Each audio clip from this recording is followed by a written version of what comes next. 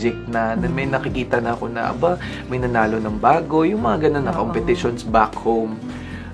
Nakita ko lang na pwedeng may isang reality singing competition din doon na pwedeng subukan. So I really tried.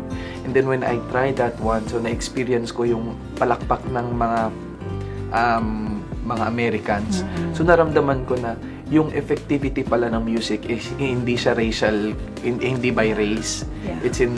It's by heart. So sobra akong natuwa, and I think yun yung turning point na sasali ulit ako talaga. At saka Magandang araw po sa inyo at welcome back dito sa ating pinakabagong video. At gaya nga po nung aking ipinangako doon sa ating mga naunang vlog, ay piplay po natin itong interview or kwentuhan ni Charo Santos at ni Sofronio Vasquez na ipinalabas ngayong araw dito sa I1 TFC sa kanilang social media platform sa YouTube. Pero bago ang lahat ay huwag kalimutang mag-like at mag-subscribe na rin kayo para updated kayo sa ating mga latest issue. At ipi-play nga po natin yung mahabang version ng interview ni Miss Charo Santos dito kay Sofronio Vasquez bilang kabahagi or extension doon sa pag-feature ng buhay ni Sofronio Vasquez dito sa Maalala Mo Kaya or MMK last month. So mga kapolitika, atin pong napanood yung interview ni Miss Charo Santos dito kay Sofronio Vasquez at wala naman ganoon ka malaking pagbabago yung interview or yung kwento ni Sofronio Vasquez kasi ilang beses na po natin napag-usapan at nakita yung kanyang talambuhay doon sa mga naunang interview at most especially dito sa MMK na pinalabas nga sa I1 TFC. So sabi niya ay ngayon niya lang daw na-realize itong mga sinabi ng kanyang tatay na wala na ito. So dati daw is hindi daw pinapakinggan ni Sofronio yung kanyang ama, but ngayon is na-realize niya na yung mga sinabi ng kanyang ama ay tama pala. At isa rin po sa mga pinaka-goal ni Sofronio ay makapag-ipon para maipatayo or mabigyan niya ng bahay itong kanyang ina. So dagdag pa ni Sofronio Vasquez ay ngayon hindi pa rin siya makapaniwala na yung mga pangarap niya dati sa probinsya ay unti-unti nang natutupad at yung mga big stars or mga music icons ay nakakaduet niya na dati ay hinahangaan niya lang sa probinsya nung siya ay bata pa. So on top of this mga kapolitika ay may piplay po natin yung video no, marami siyang natutunan dito sa kanyang pagsali sa tawag ng tanghalan kahit hindi man siya nanalo ay marami di umano siyang natutunan at ito yung tinatawag na perseverance. So ano yan, Sofronio Vasquez ay inadvisean or binigyan rin po siya ng payo ni Miss Charo Santos na kinakailangan na always na maging humble itong si Sofronio, which is yun naman talaga ang pinaka-nature rin bakit nagustuhan nga ng mga tao itong si Sofronio Vasquez. So mga kapolitika, na ikwento rin po ni Sofronio yung sinabi sa kanya ni Michael Bublé, although napag-usapan natin ito doon sa ating mga naunang video na hindi daw siya bibitawan ni Michael Bublé until na makagawa ng sariling pangalan itong si Sofronio. At in fact ay na-mention nga natin doon sa ating mga naunang vlog na niluluto na yung kanyang recording album kasama itong si Michael Bublé. So nakaka-excite lang mga kapolitika.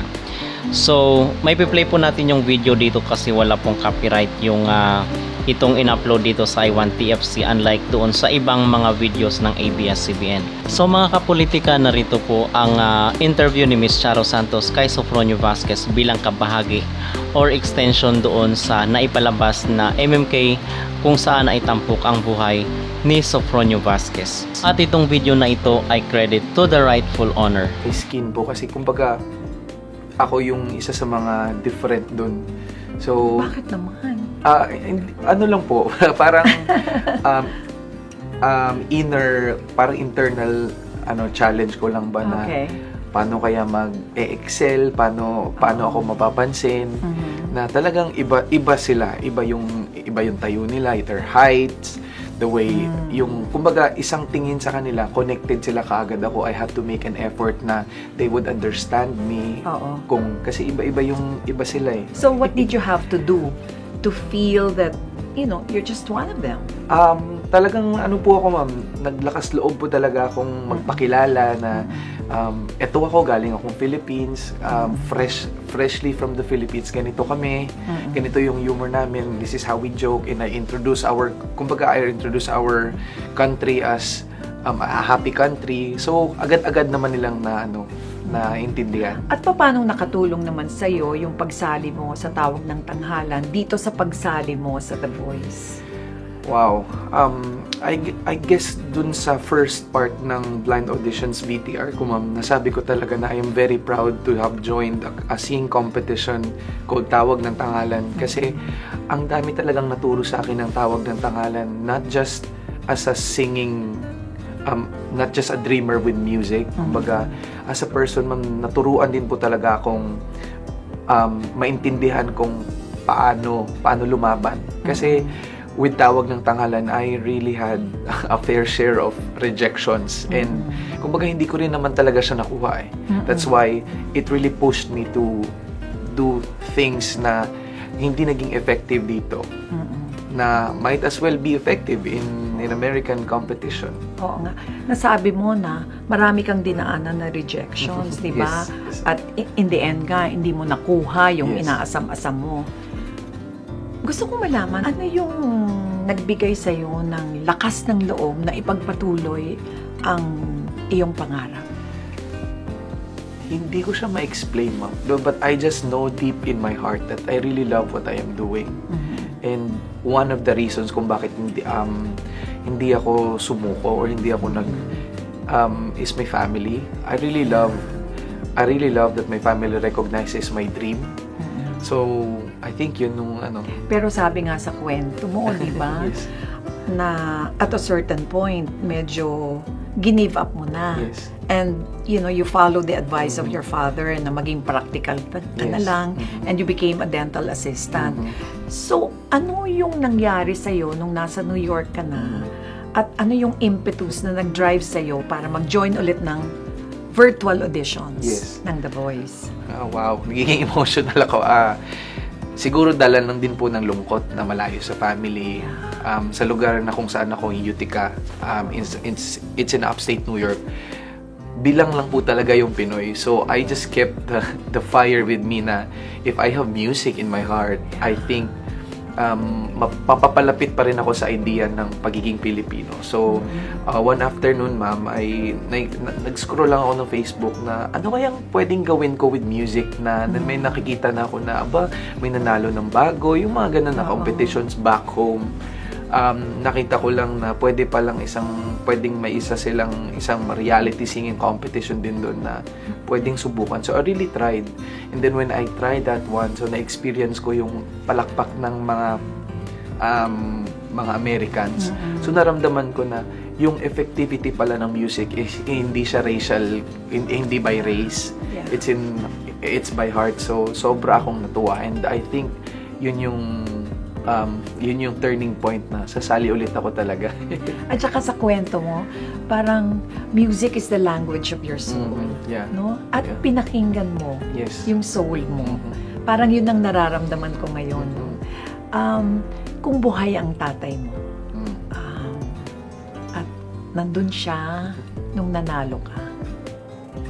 Siguro, ma'am, talagang magiging extra din yung, kumbaga, a different experience kung makita ko si Papa na pumapalakpak kasi may mga moments doon nasa Mindanao pa ako na nag-uusap kami na sometimes hindi ko masyadong na-appreciate yung conversation, but without him and now that I got recognized, parang ngayon ko lang na-appreciate na sana yun pala yung mga ninanamnam mo kasi yung mga simple words na mananalo ka, pag naniniwala ka, huminga ka lang, yung mga ganun. Minsan, dahil buhay pa sila, hindi mo masyadong pinapansin, but now wala na sila. So, going back to your question, ma'am, ang sarap siguro ng pakiramdam pag nakita mo pumapalakpak yung tatay mo in your family na nandun ka.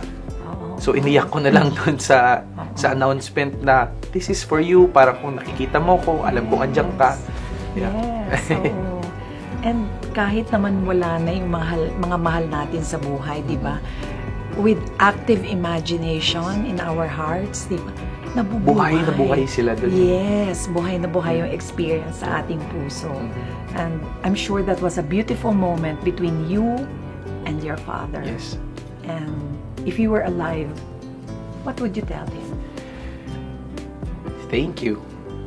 Dahil siya yung nagbigay sa akin ng totoong meaning ng love. Kasi yung si Papa kasi talaga medyo stricto. So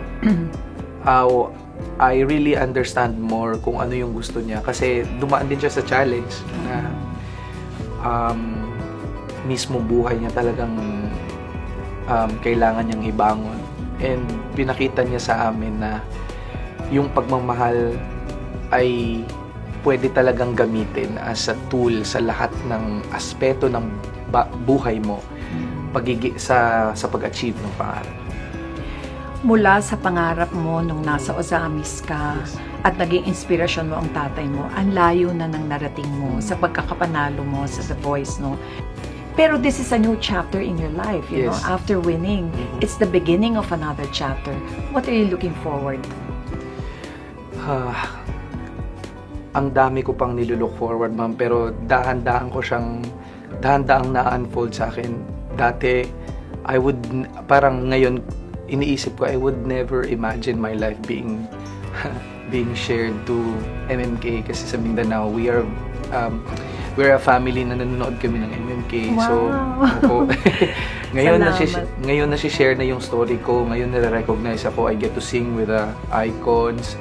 I get to work with those people na parang hindi ko ini-imagine na mangyayari. I think the goal or yung nilulook forward ko pa is to just put more effort to music and hopefully makapag-ipon ng maayos, gumawa ng bahay kasi para naman for mama and for my family. Yeah. Here in the Philippines, you're being managed by Star Magic, Yes po. Philippines and the rest of Asia. Yeah. So, what are their plans for you?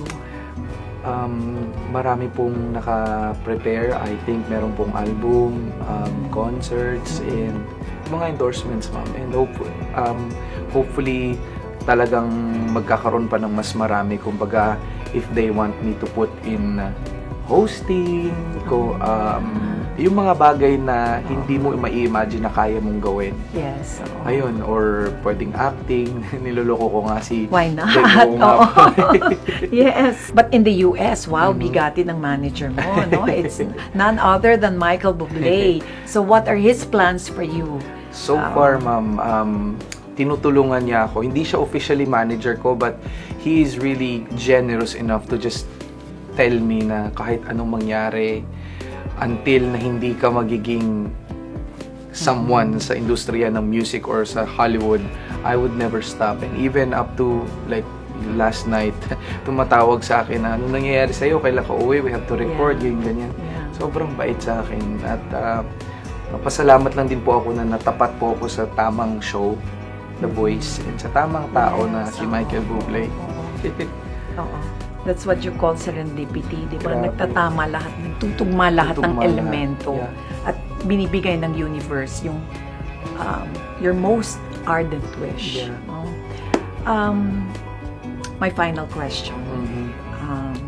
Sofronio, ano ang gusto mong maalala sa'yo ng mga nakapanood ng kwento ng buhay mo? Sana huwag silang tumigil. They have to keep going. Kasi in life, ang dami-dami talaga maging challenge. Ang daming pwedeng mag-judge sa'yo. Ang daming pwedeng hindi maintindihan kung ano yung truth mo. But at the end of the day, you know yourself, you know your family, you know what's in your core. Just keep going. Talagang in life, the best things are for free when you know to dream. Yes. So just keep dreaming. Keep dreaming. Keep learning. Yes po. And stay humble. Ayun I po. wish you all the best, Salamat. Sofronio. And if I may share a short anecdote. You know, MMK had its first episode in May of 1991. And we had Romnick Sarmenta as a guest in the first episode. He played the role of the son to Robert Arevalo. This time around, in the comeback of MMK in its limited series, we have Rom Nick Sarmenta again, now portraying the role of your father. Oh my God, talagang nakakatuwa. And the universe just, allowed this to happen. And Salamat. And thank you for honoring. Maalaala mo kaya with your very, very inspiring story. Alam nyo, lahat ng may mga pangarap sa buhay, huwag po tayong mawala ng pag-asa. Ituloy lang po natin and continue to believe in ourselves. Diba? Ganun yun sa Fronyo. Thank you very much and I wish you the best. Maraming Good luck talaga. And Oh my gosh. I will watch you in your concerts, your forthcoming Opo. concerts, and wait for your album. Opo. Thank you. Maraming Thank you. Thank you so much po. Payakap sa champion! Payakap din po. Thank you Salamat so po. much. Maraming salamat po. Oo. I'm a fan. Ako rin Oh, po. and thank you very much for giving us the new rendition of Maalaala Ay, Mo oo Kaya nga. with Thank you. Carmel. Oo, another tawag ng Yay. tanghalang champion. Maraming salamat. Maraming salamat. Thank you po.